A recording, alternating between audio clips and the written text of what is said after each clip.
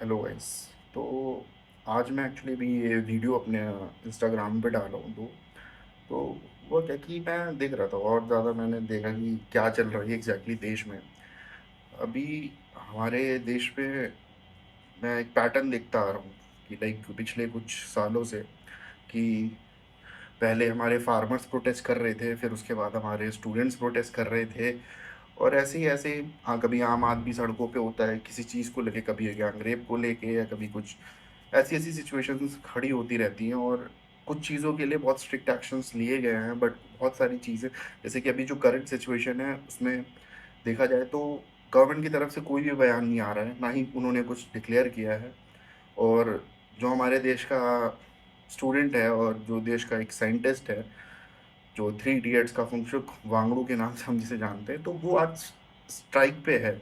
और उसने हमारे देश को हाई स्टूपा जैसा रिसर्च करी और हाई स्टूपा बना के दिया कि ग्लेशियर वो एक अपना आर्टिफिशियल ग्लेशियर बना सकता है। लाइक उससे हम पानी कंजर्व कर सकते हैं, बचा सकते हैं। तो ऐसी ऐसी रिसर्च करी है। वो देश का इतना बड़ा साइंटिस्ट है, उसको आज इस कगार पे आ गया है वो कि अ, उसको इन्फेनाइट हंगर स्ट्राइक करनी पड़ रही है कि लाइक ऑलमोस्ट 13 to 14 डेज हो चुके हैं शायद। तो अब वो उस नौबत पे आ गया है कि उसका बॉडी वेट गिरता जा रहा है और बहुत क्रिटिकल हो रही सिचुएशन।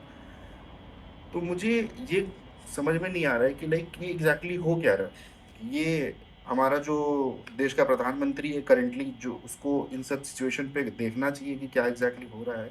वो अभी पिकनिक मनाने न्यूजीलैंड जा रखा है। और जो मोदी के बिल्कुल ही फैन जो घूम रहे हैं, जो कॉल्ड एकदम अंधभक्त, तो वो लोग इस चीज सब चीज़ों को, प्रोटेस्ट को बहुत सारा मतलब क्रिटिसाइज कर रहे हैं, बहुत सारा बुरा बोल रहे हैं इस चीज़ को बारे में।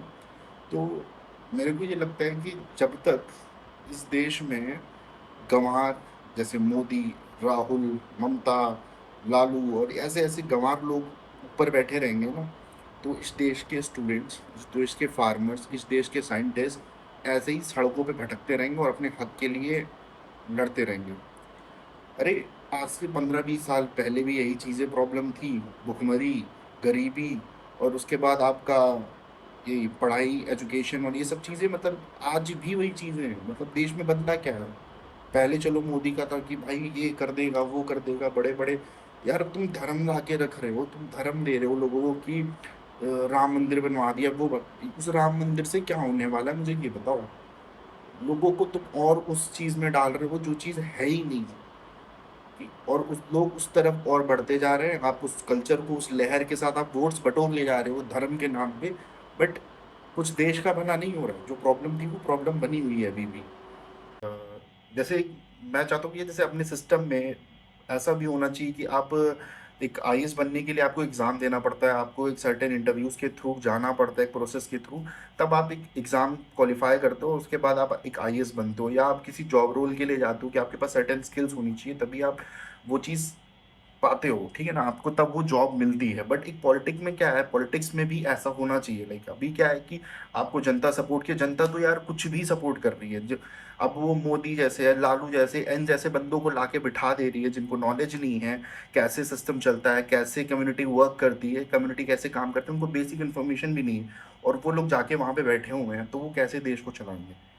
अब वो मेरा ये जो पीओवी है कि लाइक एक प्रॉपर इसी पॉलिटिक्स में एक ऐसा सिस्टम बनाना चाहिए हमें कि फॉर एग्जांपल अब पहले एक सर्टेन क्राइटेरिया, एक एग्जाम होना चाहिए। वो एग्जाम अगर आप क्वालिफाई करते हो, उसके बाद आपका सर्टेन लेवल ऑफ इंटरव्यू होना चाहिए कि आप स्पेसिफिक इस रोल के लिए, लाइक पीएम है तो ये एक सर्टेन बंदा क्वालिफाइड होना चाहिए। अगर वो स्पोर्ट्स का मंत्री बन रहा है तो उसके पास सर्टेन स्पेसिफिक क्वालिफिकेशन होनी चाहिए कि वो स्पोर्ट्स का मंत्री बनेगा। या आप फाइनेंस मिनिस्टर बनते हो तो आपकी फाइनेंस की अलग से एग्जाम्स होंगे। वो चीज़ें मतलब बंदा क्वालिफाई करता है। तो इंडिया में अगर सारे बंदों को लगा दिया जाए और सब इन एग्जाम्स के लिए भी एलिजिबल हो जाए इंडिया का यूथ, और जाके फिर एक सर्टेन ऊपर जब क्वालिफाई कर जाए बंदा, तो अब ऊपर जाके वो ओपन है इलेक्शन में खड़े होने के लिए। तो इलेक्शन में खड़ा हो, फिर उसमें से बंदे चूज करे जाएं, तो शायद ज़्यादा बेहतर हमारा मतलब सिस्टम बन सकता है, क्योंकि उन लोग को उस चीज़ के बारे में नॉलेज है। बेसिक से नॉलेज वो लेके गए हैं, उनको पता है चीज़ें।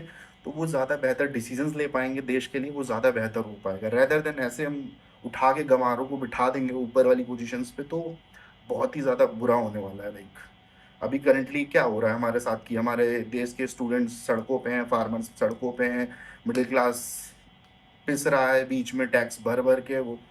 तो बहुत ही अलग चल रहा है यहाँ पे। तो मैं अपनी बात ऐसे ही कन्वे करना चाहता हूँ कि लाइक कुछ चीज़ें हैं जो बदली जा सकती हैं, और अगर हम इस चीज़ पे बात करें, एक दूसरे से ये बातें शेयर करें, बताएं लोगों को और पहुंचे हमारी बातें दूसरों तक, तो शायद ये बेहतर किया जा सकता है। अगर हम बात ही नहीं करेंगे उस चीज़ के बारे में, हम जानेंगे ही नहीं और अपनी बात कन्वे नहीं करेंगे दूसरे लोगों को, तो जो जैसा चल रहा है वैसा चलता रहेगा और हम उसी सिस्टम में पिसते रहेंगे। कोई और आएगा, ये चले जाएंगे, मोदी जी जाएंगे, नया कोई आएगा, फिर उसके बाद थर्ड कोई, फोर्थ कोई, ऐसे ही आते रहेंगे और हम इस चीज़ का एज अ स्लेव फॉलो करते रहेंगे और पिसते रहेंगे।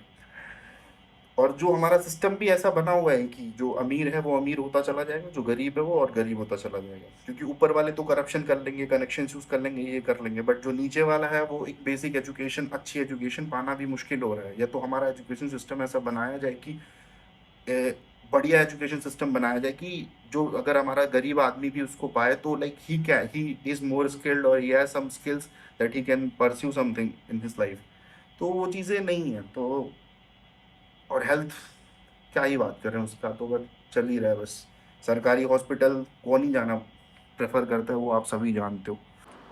मैं जो भी हूँ लाइक, मैं अपना एक पीओवी देना चाहता हूँ, मैं कुछ हूँ नहीं मैं भी एक लाइक आईटी कंपनी में एक जॉब करता हूँ, मैं भी टैक्स पेयर हूँ इस कंट्री का। तो उस टैक्स पेयर के नाते मेरा भी हक बनता है कि मैं आऊँ, बोलूँ कुछ चीज़ें लोगों को। मेरी अगर दो लोगों को तक भी बात जाती है तो एटलीस्ट उन लोगों को मैं ये पहुँचाऊँ कि अगली बार जब वोट करने जाना तो आप सोचना समझना, और या कोई पिटीशन साइन होता है तो आप उस चीज़ को पढ़ो, जानो और अपने देश के हक के लिए। यहाँ भगत सिंह हमारे देश के लिए मर के चले गए, वो इतनी कम उम्र में।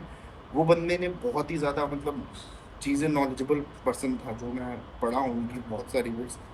तो क्या ही मैं बोलूँ, मैं एकदम शैटर्ड हूँ यार ये सब चीज़ें देश में अपने देख के। तो नेक्स्ट टाइम लाइक जब वोटिंग करने जाओ तो NATO का भी ऑप्शन होता है, तो आप वो क्लिक कर दो यार, वो दबाओ। बट आप किसी ऐसे बंदे को मत दे के आ जाओ वोट जो हमारे साथ ये सब करता रहे और हमारे देश की जनता पागल बनती रहे।